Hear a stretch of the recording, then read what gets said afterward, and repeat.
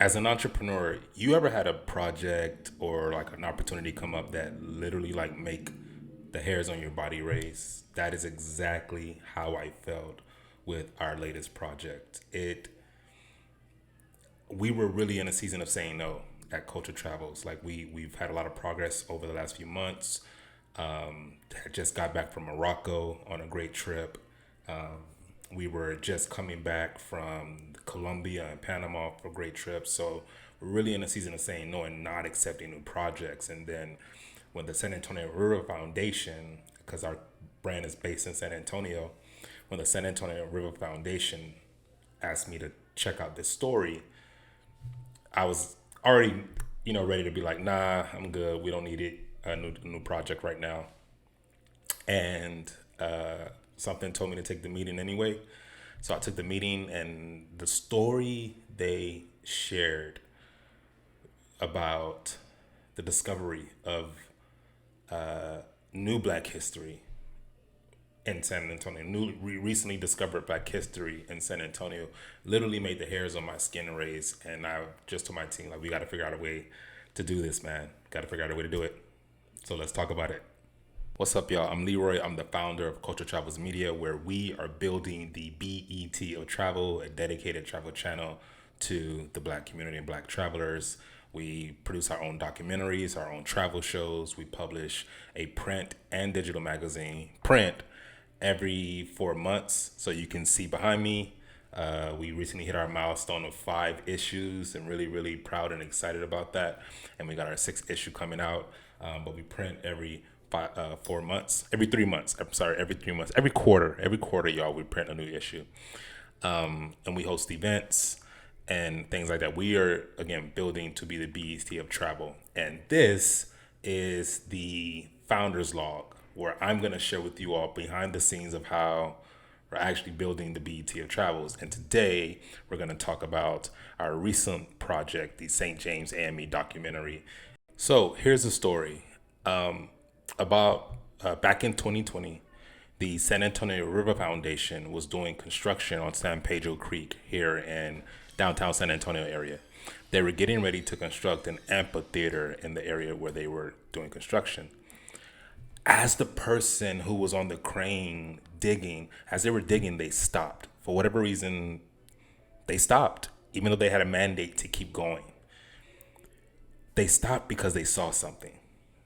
Turns out what they saw, what they found, was the cornerstone of the very first African Methodist Episcopal Church built here and founded here in San Antonio by 300 formerly enslaved Black people.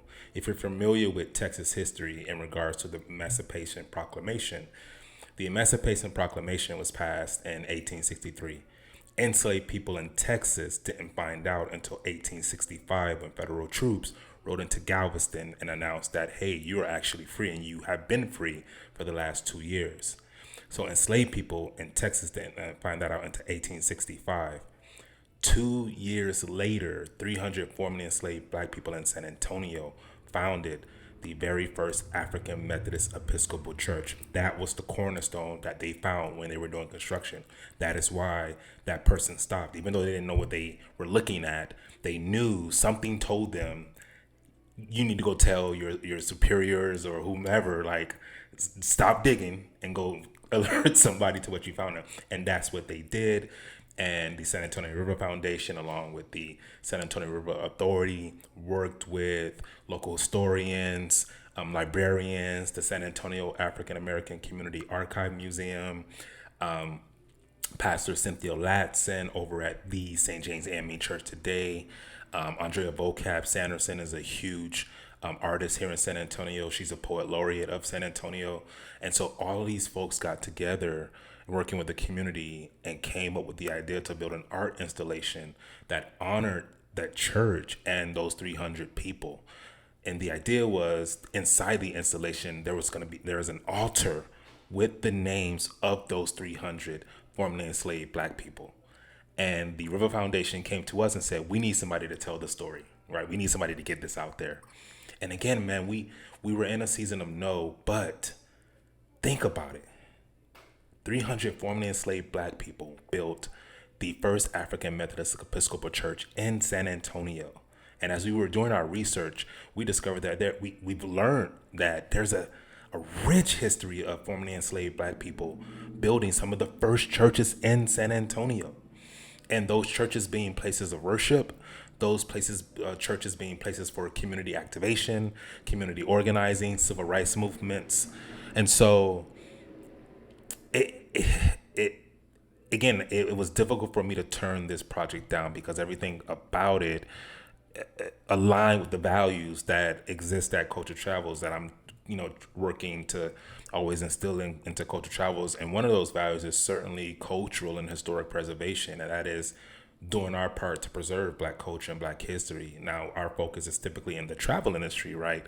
Maya Angelou traveling to Ghana, Malcolm X traveling to Mecca, those types of stories and histories. But also, we work in the tourism industry. And so when you think about the opportunity to create a documentary around this story of these 300 formerly enslaved Black people and what they accomplished, and then to promote and make everyone aware that there's an art installation that exists to honor these people, and you can come visit it. And as a matter of fact, you can look at the altar and maybe see if one of your ancestors was one of those 300 formerly enslaved Black people. It just aligned with everything that Culture Travels exists to do as we're on that road of building the BET of travel. And so obviously we took the project, and I'm super excited to announce the documentary is done. You can actually go watch it right now on our channel. But yeah, man, we absolutely took it, and it was one of the most amazing projects that I've worked on since we founded Culture Travels Media. The social media campaign was exceptional. We were able to get the story out there to a national audience, and now we're working on our 6th print issue, which the St. James AME story will be the cover story of that. And our goal is to get that out to as many members of the St. James AME Church community, because this is their story. This is about their church community and what they accomplished, what their ancestors accomplished 2 years removed from enslavement. And so we're going to give them as much visibility in our next print issue as possible. Just fill that magazine issue with their stories, and then do our best to get this issue in front of as many people as possible. I'm going to Ghana next month, and I really can't emphasize enough how this season of my life and this season of me leading Culture Travels Media and building Culture Travels Media has really felt like it's been driven by the ancestors. I really truly feel like I'm walking in my purpose, and I'm doing what I'm supposed to be doing. And the St. James AME project was just really another validation of that. Man, to have the opportunity to be a part of bringing this story, this Black history to light when it was buried underneath a parking lot for 159 years. This church, this cornerstone, was buried underneath a parking lot for 150 years, and someone was doing construction on it in the area, and they stopped. Something told them to stop, and I've always told my team when we first learned about this project, I said, this feels like it's being driven by the ancestors. Think about it. It was discovered in 2020, Black Lives Matter movement, the first Trump administration, where there was a lot of hostility towards Black culture and Black history, and the efforts to erase Black culture or rewrite Black history, right? And so, but yet you have this discovery of the 300 formerly enslaved Black people who built one of the first churches in San Antonio. And then now in 2025, where we're in 2026, 2025, and 2026, where we're bringing the installation together and we're telling a story and we're getting out there into the world. Again, it's during a time where there's a lot of hostility towards Black culture, Black history, Black communities. And yet in all of that, you have stories like this one coming to rise that says, we've been here, we've been contributing, we've been building.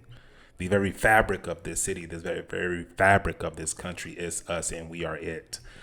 And it felt like, again, ancestors were calling me to say, hey, this is one of those projects that you should take.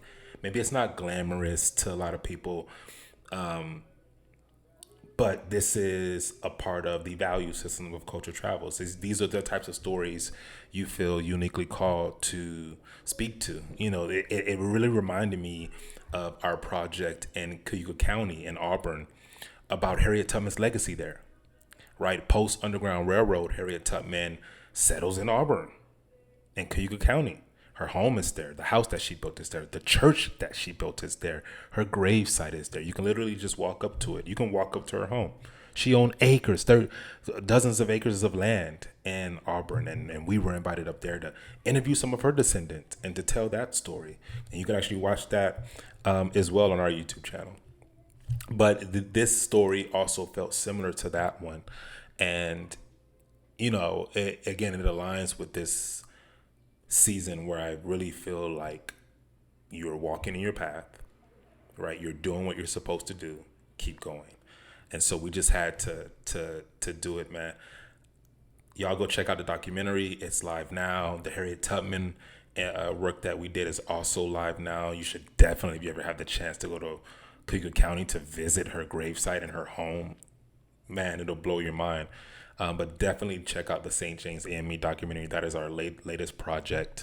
And y'all stay tuned in, man. I'm going to be doing the founder logs as often as I can. My goal is to get them out once a month for you all, starting once a month, consistent cadence. And so the next one you'll get will be me freshly coming back from Ghana. And I'll give y'all a recap of our work and our time in Ghana. Until then, y'all enjoy the documentary.